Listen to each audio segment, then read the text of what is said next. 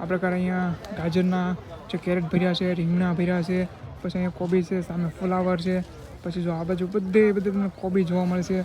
અને આ જે ટ્રેક્ટરની ટ્રોલીઓ જોવો છો ને એ બધી મીઠાઈના ચોકી ચોકી ભરી છે. લોટ રોટલી માટેનો 1200 ડબ્બા હતા. બોલો શ્રી ઉમિયા માતા કી જય. સો હેલો નમસ્તે, જય શ્રી કૃષ્ણ અને કેમ છો? તો પહેલાં તો બધાને જય ઉમિયામાં. કારણ કે અત્યારે હાલ આપણે જેમ કહેવાય કે ઉમિયાધામ સિદ્ધસર છે, જ્યાં એમ કહેવાય કે ઉમિયામાંનો જે સેવા શતાબ્દી મહોત્સવ યોજાઈ રહ્યો છે, ખૂબ જ જોરોશોરોથી ઉજવાઈ રહ્યો છે. અને હાલ એનું જે રસોડું છે એમ કહેવાય કે માના ધામમાં રોજના લાખોની સંખ્યામાં જે ભાવિ ભક્તો આવે છે, તો એના માટે જબરદસ્ત એક રસોડું છે, જ્યાં એમ કહેવાય કે મોટી સંખ્યાની અંદર પ્રસાદ બને છે. અને એનું મેનુ પણ રોજ ચેન્જ થતું રહે છે. અત્યારે હાલ એમ કહેવાય કે આપણે રસોડાની અંદર છીએ, તો આપણે 1 by 1 જોઈશું કે કઈ કઈ આઈટમ બને છે, અને પછી અહીંના જે મેઇન પ્રમુખ છે એની સાથે પણ આપણે થોડી વાતચીત કરી અને તમને જાણકારી આપીશ. સૌપ્રથમ તમે જુઓ તો અહીંયા છે ને આ જે ચૂરમું છે, જો આ રીતના સરસ મજાનું તૈયાર કરેલું છે, આ લાઈ બનશે. અને ખાસ કરીને જ્યારે પણ જરૂર પડે કાઉન્ટર ઉપર ત્યારે 1 by 1 આ જો સ્પેશિયલી ચૂરમું જ છે, તૈયાર છે. આમાં સીધું ઘી નાખી અને પછી સીધું કાઉન્ટર પર મોકલવામાં આવે છે. રીતના છે ને પહેલાં આપણે જે ચૂરમું હોય ને એ ખોરું હોય બરાબર, એમાં બધું જે ખાંડ છે એ બધું એડ કરી દીધું હોય, પણ ખાલી એક ઘી નાખવાનું બાકી હોય. અને પછી આ રીતના છે ને બની જાય. જો ઘી નાખી દે એટલે પછી હલાવી નાખે અને સરસ મજાને મિક્સ કરી દે, તો આ રીતના ચૂરમું બની જાય.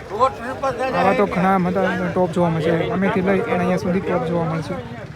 ગાઈઝ, આગળ આપણે જે મીઠાઈ માટે જે ચૂરમું તૈયાર થાય છે એ જોયું, મોટા મોટા ટોપ હતા.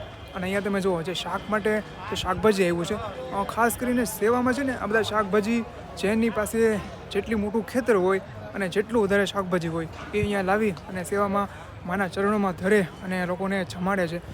આ રીતના સરસ મજાનો અહીંયા જબરદસ્ત રીંગણાનો ઢગલો છે. સામે છે ને એ ડીટીયાવાળા છે, અને અહીંયા ડીટીયા છે એ તોડી લીધા છે.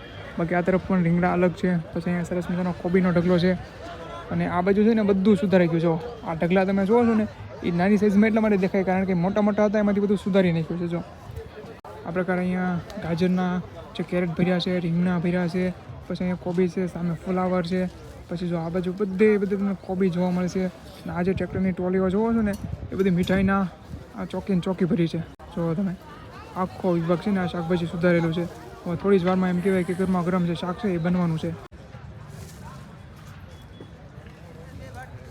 ગાઈસ, હવે છે ને આપણે આગળ જે શાકભાજી સુધારાઈ ગયું છે અને હાલ એમ કહેવાય કે જે મીઠાઈ છે એના કોઠાર છે, તો હવે આપણે એ જોવા જવાના છે.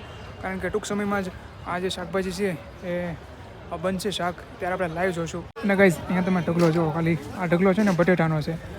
ક્વોન્ટિટી જોઈ શકો છો. અને અહીંયા છે ને બટેટા જે છે એ સાફ થાય છે ને ધોવે છે. જો આ રીતના મોટા ટોપની અંદર ધોવાનું કામકાજ ચાલુ છે.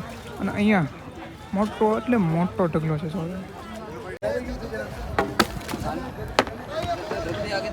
ગાઈસ, અહીંયા તમે જોઈ શકો છો કે જબરદસ્ત મોટો એટલે મતલબ આપણે 2-5 જણા હોઈ જઈએ ને અંદર તોય વધ્યું રહે એવડું મોટું તપેલું છે.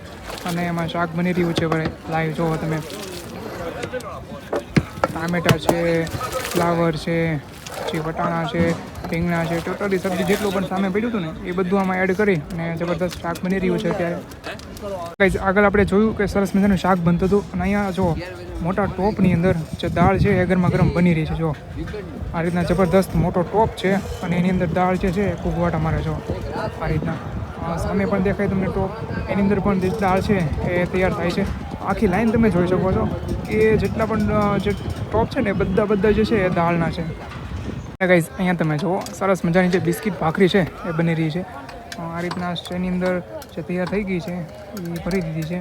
અને હાલ જોઈ શકો છો આ રીતના શરૂ છે કામકાજ બિસ્કિટ ભાખરીનું. જો આ રીતના જે લોટ છે ને એને પહેલાં આવી રીતના આપણે કહેવાય ને દેશી ભાષામાં ગુંડલા કરવામાં આવે, પછી સામે સૂલ છે એ તરફ જશે. અહીંયા આ રીતે છે ને બિસ્કિટ ભાખરી છે એ મોટી ચૂલની ઉપર તવા ઉપર શેકાય છે. તમે જોઈ શકો છો કે એક જે તવો છે એની ઉપર કેટલી બધી જે છે એક સાથે શેકાઈ જાય છે. અને સામે લોટનું ચાલુ છે, અહીંયા વણવાનું ચાલુ છે, અને અહીંયા છે એ તૈયાર થઈ જાય છે. જો ગાઈસ, સામે છે ને સામે પણ તવો જે છે ને એ બિસ્કિટ ભાખરીનો છે, અને અહીંયા સેકન્ડ તવો છે એ પણ બિસ્કિટ ભાખરીનો. જો આ રીતના સરસ મજાની આ બિસ્કિટ ભાખરી છે એ તૈયાર થાય છે. અને આ તરફ તમે જુઓ ને તો આ બધી રોટલીઓ બને. જો મોટી જે રોટલી છે એના તવા છે. જો આ રીતના સામે તમારી નજર પહોંચે ને ત્યાં સુધી બધા જે છે એ હાલ જે લાઈવ છે રોટલી બની રહી છે. જો ગાઈસ, અહીંયા તમે જુઓ જે રોટલી સામે ચડી જાય છે અને અહીંયા સરસ મજાની ઘીમાં જે છે એ ઘી ઉપર અને નીચે બંને સાઈડ લગાડી દેવામાં આવે છે જો. અને પછી એ રોટલી જે છે ને એ સીધી આ જે મોટો ટોપ છે ને એની અંદર જતી હોય જો. આ રીતના આખો ટોપ છે એની અંદર જે ગરમા ગરમ રોટલીઓ છે ને ભરાઈ ગઈ જો આ રીતના. અહીંયા બી છે, અહીંયા બી સેકન્ડ છે અને એ પછી ભરાય છે ને એ પછી સીધી અહીંયા બાઉલની અંદર આવે છે અને આ બાઉલ જે છે એ ટ્રેક્ટરની મદદથી સીધા જે ભોજનાલયનો વિભાગ છે એની અંદર જતા હોય છે. ગાઈઝ હવે છે ને આપણે એના જે પ્રમુખ છે મતલબમાં કે આ જે બધું મેનેજમેન્ટ કરે છે એવા અને લગભગ 1 મહિનાથી અહીંયા સેવા આપે છે, ચૂલો ગાળવાથી માંડી અને અત્યારે હાલ જે બધું ટ્રેક્ટરમાં બધું ભરવાનું હોય સેવા માટે કે પછી કાઉન્ટરે પહોંચાડવાનું હોય એ બધી સેવા આપે એવા દાદાને આપણે મળીએ એની સાથે વાત કરીએ. શ્રી ઉમિયા માતાજીના સવા શતાબ્દી પ્રસંગ નિમિત્તે સિત્સર મુકામે જે પ્રોગ્રામ છે અત્યારે માતાજીનો ભૈરાનો એના જમણવારની તૈયારી અમે 1 મહિનાથી છેલ્લા ચૂલું ગાળવાની અને કરી રહ્યા છીએ અને આજે પૂરજોશમાં જમણવાર ચાલુ છે. આજે 1 લાખ માણસનું બપોરનું જમણવાર બનાવેલું છે. લાડવાનું ચૂરમું, મગનું શાક, રોટલી, ઓલું લીલોતરી શાક, દાળ, ભાત, સંભારો સાથે બધું બનાવેલું છે અને દાતાઓના દાન અને શાકભાજી બધું દાનમાં આવે છે. બટેટા 2-3 ગાડી ઇન્દોરથી દાનમાં આવેલા છે. બીજી બધું ઘણું બધી વસ્તુ દાનમાં આવેલી છે. માતાજીને આશીર્વાદથી બધું અહીં સારું ચાલે છે અને પુષ્કળ પ્રમાણમાં માતા દર્શને માણસો આવે છે અને પ્રસાદી લે છે. એવી રીતે અમે 5 દિવસ અલગ અલગ ભોજન સાથે પ્રસાદી લેવડાવવાના છીએ. કાલે અમારે મોનથાર છે, પરમ દિવસે લાડુ ચૂરમું છે, શીરાનું મહાપ્રસાદ છે, પાછો ગુંદી છે અને પાછો છેલ્લે દિવસે લાડવાનું ચૂરમું. આ રીતનું 5 દિવસનું આયોજન છે. ઘણા સ્વયંસેવકો ખડે ત્યાં પ્રસંગ નિમિત્તે 4000 સ્વયંસેવકો ખડે પગે છે અને બધા એ પોતપોતાની જ્યાં મૂકેલા છે ત્યાં ફરજ બજાવે છે. અને જે આ ટ્રેક્ટરની બધા વાહનો છે એ કઈ રીતના આવે છે? બધા લેવાનો સેવામાં બધાય છે. જે વાહનો આપેલા બધા સેવામાં જ છે. એટલે કે પોતાની પાસે વાહન હોય લઈ અને આ બધા લઈને બધા સેવામાં આપે બધા. આ બધું આપે સેવામાં. કેટલા હશે ટ્રેક્ટર અંદાજિત? ટ્રેક્ટર તો અમે અંદર 17 ટ્રેક્ટર તો ભરેલા પડ્યા છે. ગુંદી, ગાંઠિયા, મોનથારના ને ટોલી 17 તો ભરેલી પડી છે ને અત્યારે સેવામાં મિની ટ્રેક્ટર 15 છે, મોટા ટ્રેક્ટર 10 છે અમારી પાસે. એ પૂરેપૂરી 5 દી રોકાવાના એ સેવામાં. અને આપણે જે ભોજનાલયના જે ડોમ છે કેમ્પ જે નાખેલા છે એ કેટલા હશે? 6 રસોડા છે ભોજનાલયના. એકારે 6 ટેબલ ચાલુ થાય જમણવારમાં એટલે કુલ 36 ટેબલ છે, લાઈન ચાલુ થાય એકારે. બોલો શ્રી ઉમિયા માતા કી જય. ગાઈઝ હાલ આપણે જે શાકભાજી જોયું પછી જે મીઠાઈ બનતી હતી એ જોઈ. અત્યારે આપણે એમ કહેવાય કે આ જે મોટો ડોમ છે ને તમે જોવો છો ને મારી પાછળ એ મીઠાઈ વિભાગનો છે, જ્યાં એમ કહેવાય કે મીઠાઈ છે, પછી જે કાચું સીધું છે બધું, ઘઉંનો લોટ છે, ચણાની દાળ છે, ટોટલી વસ્તુ જે છે એ મોટી ક્વોન્ટિટીમાં પડ્યું છે બધું. તો અત્યારે હું તમને આગળ બતાવું બધું 1 by 1. જો શરૂઆતમાં છે ને આ છે બટેટા, જોઈ શકો છો. આ બટેટાની મોટો જથ્થો છે. આ રીતના એમ કહેવાય કે જો તમે બોરીઓ ભરી છે. કેટલાનો છે? 20,000 મણ અત્યારે હજી હાજર પડ્યા છે. હા અને 500 મણ તો આજ બપોરે શાક મણ 500 મણ 500 મણનું શાક હતું એક સાથે. હા. પછી આ બાચકા મોટા ભર્યા છે ને છે. અહીંયા સિંગદાણા પડ્યા, કાજુના ડબ્બા પડ્યા. હા. અહીંયા કાજુના ડબ્બા છે. પરમ દિવસે શીરો છે ને મેનુ, હા કાજુ માટેના ડબ્બા છે. આ તુવેર છે બધી. ઓકે. આ તુવેર દાળ છે બધી. આ ચોખા બા છે સ્વાદ. આ બધા ઘઉંનો લોટ રોટલી માટેનો. ઓકે. એપલનો હશે ને? હા એપલનો ઘઉંનો ક્વોલિટી વાળો મતલબમાં કે. હા.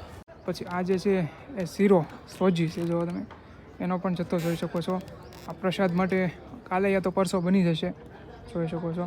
પછી આ છે ને એ દેશી ચણાનો જથ્થો છે. જો 50 કિલોના લગભગ આ બોરિયા આવતા હોય છે બાચકા, જોઈ શકો છો. અહીંયા પણ મગદાળ છે. જો આ જે છે એ મગદાળ છે. અને આ બાજુ તમે જુઓ ને તો જથ્થા બધા કેટલી મોટી સંખ્યાની અંદર પડ્યા છે. આ તમને દેખાય એ ચોળી છે. અને અહીંયા તમે જોઈ શકો છો આ બેસ્ટ રાઈસ છે. અહીંયા પણ ચોખાનો મોટો ઢગલો પડ્યો છે.